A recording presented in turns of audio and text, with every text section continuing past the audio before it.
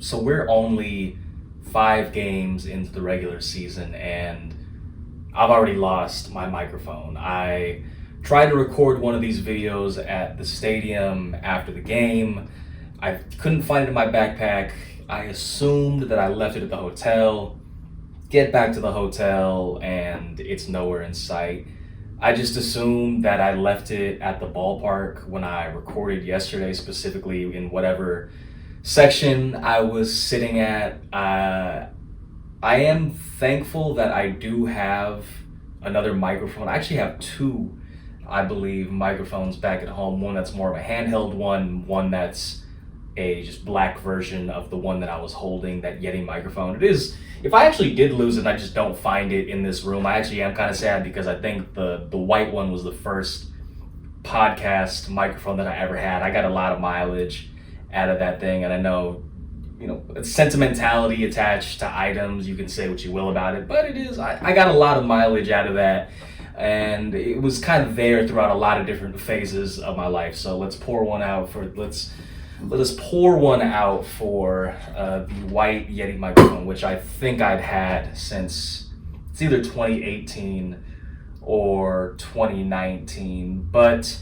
instead of dreading on the fact that I will not have that microphone with me, maybe this is the way I get a good quality handheld one, or like those ones that clip to the shirt or whatever. But instead of crying over lost microphones, let's get into the Giants' 3-1 victory today over the Houston Astros, headlined by Logan Webb turning in his first truly great outing of the season. Well, it's only his second outing of the season, but it is truly his first good one of the season regardless. 7 innings, 1 run, 6 strikeouts, only the 1 walk, induced 3 double plays. Toughest inning of Webb's outing was his last in the bottom of the 7th, with the Giants leading 3-1. He allows a leadoff single to Isaac Paredes, which sets the table for the heart of Houston's order, with Yordan Alvarez, Christian Walker, and Yanier Diaz. And that's, third time through the order, the heart of that order coming up to the plate, especially Alvarez. That's not exactly the best situation for any pitcher to be in, but he ends up striking out Alvarez.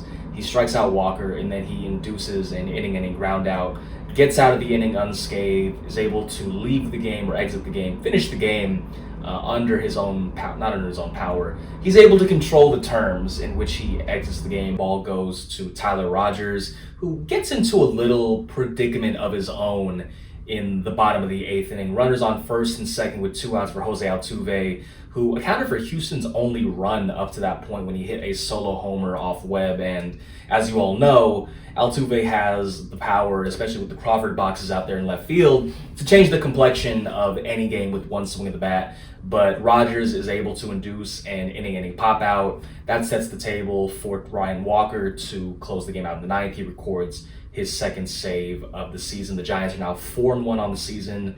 They have won back-to-back series to start the season, so they will have, regardless of what happens tomorrow, they will have some momentum going into the home opener in San Francisco on Friday, and they've set themselves up with a little bit of a nice foundation to work with. Some other things to get into from today's game is Christian Koss made his Major League debut. I don't think we actually talked about it in these videos, but Koss was a bit of a surprise addition to the opening day roster, making it over guys like Brett Wisely and Grant McRae. He drew a walk in his very first plate appearance and ends up scoring on Willy Adames' first double as a Giant drives in both Koss and Patrick Bailey. Elliot Ramos hit his 3rd homer of the season, pulled a ball into the Crawford boxes at roughly 108 miles per hour. All 3 of his homers this season have been against right-handed hitters, and he became the 3rd Giant to have an extra base hit in 5 straight games, at least 5 straight games, to open up a season, joining Willie Mays and Felipe Alou. Casey Schmidt played in his first professional game